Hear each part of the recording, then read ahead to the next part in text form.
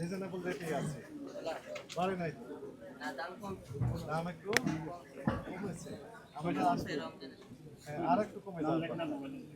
রমজানের শুরুতেই দুইটা কারণে বাড়ে। একটি হচ্ছে যে ব্যবসার এত চায় বেশি লাভ করা যাবে, আর দ্বিতীয় যে কারণ সেটি ভোক্তারাও চায় যে একবারে মাসের বাজারটা করে নেওয়ার জন্য। মাসের বাজার যখন একসাথে করতে চান তখন একটু কৃত্রিম ক্রাইসিস তৈরির মতো ভাব হয়।